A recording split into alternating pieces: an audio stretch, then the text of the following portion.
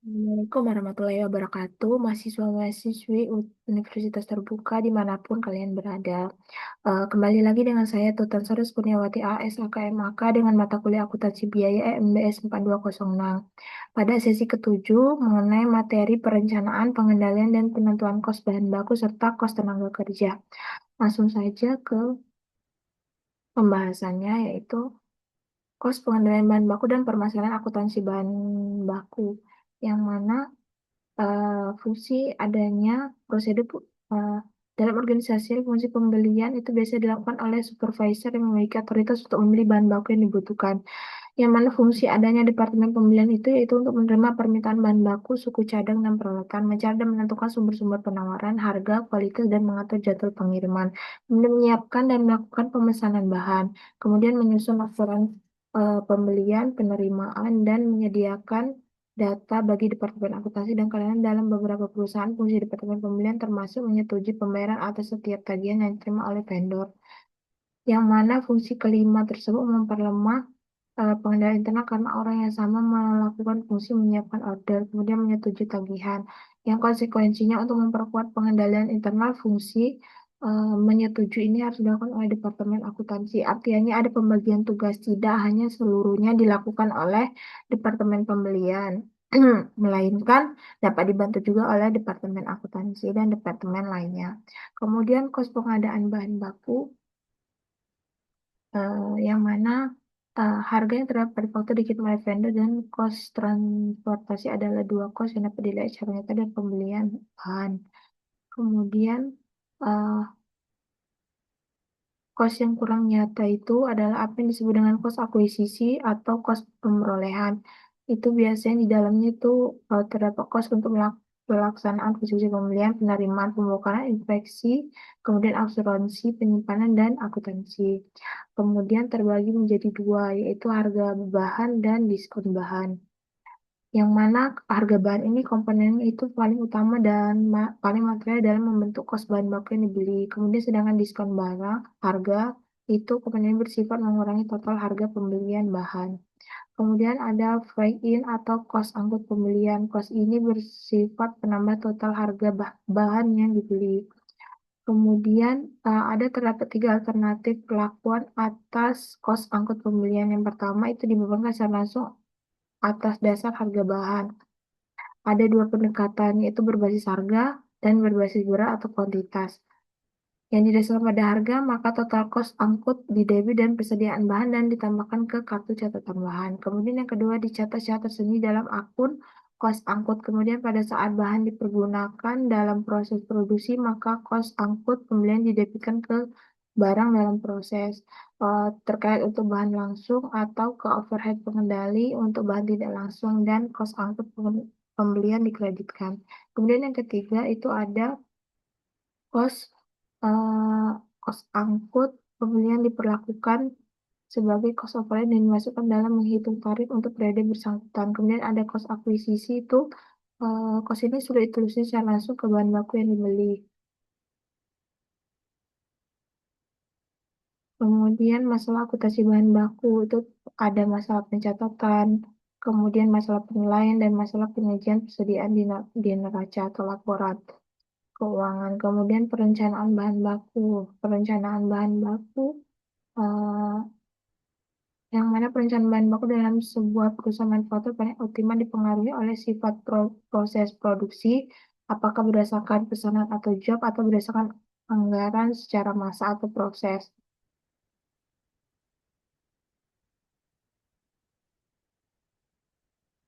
Kemudian pengendalian bahan baku. Pengendalian itu bahan baku yang dilakukan oleh organisasi fungsional menetapkan pertanggungjawaban dan mendokumentasikan bukti-bukti.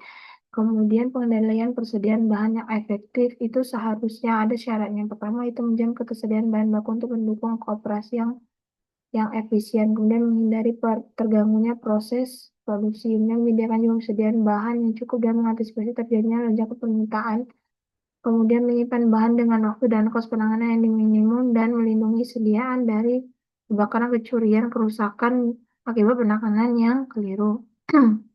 Kemudian menjaga agar jumlah sediaan yang tidak aktif. Kemudian menjamin jumlah sediaan yang memadai untuk menempati pengiriman produk ke pelanggan. Kemudian mempertahankan jumlah modal yang diinvestasikan dalam sediaan pada aras yang konsisten dengan persyaratan operasi dan rencana manajemen. Kemudian ada bagian dalam penilaian bahan baku itu ada bagian metode, ada bagian pembelian, penerimaan, bagian gudang bahan baku dan bagian akuntansi.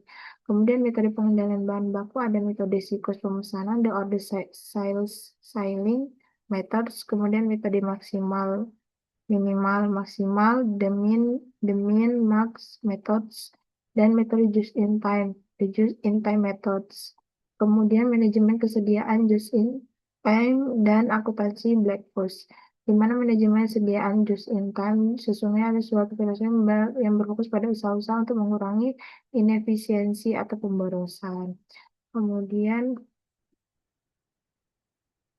semua pemborosan tidak menambah nilai baik konsumen maupun perusahaan. Oleh karena itu harus dieliminasi atau paling tidak dikurangi. Artinya biaya-biaya yang dirasa uh, akan mengurangi inefisiensi atau dalam artian itu akan melakukan pemborosan dalam proses uh, bahan baku ini maka harus dihapuskan atau dikurangi. Kemudian pemborosan. Komponen dari pemborosan di sini itu dapat timbul karena waktu tunggu transportasi persiapan persegerakan barang jasa atau barang yang tidak sesuai dengan spesifikasi teknis. Kemudian komponen dasar just in time itu ada aliran, pelibatan karyawan dan kualitas. Kemudian karakteristik dan manfaat. Manfaatnya itu ada eh, dalam banyak aspek aktivitas manusia khususnya dalam hal pembelian, misalnya kuantitas, kualitas, pemasok, pengiriman, biaya desain, efisiensi administratif, dan produktivitas. Kemudian sistem pembelian konvensional versus sistem pembelian. Ada aspek ukuran lot pembelian, kemudian pemilihan pemasok, evaluasi pemasok, hingga ke pengepakan. Kemudian dampak positif yang kendala sistem pembelian jus ini, yaitu dapat mengefisiensi biaya.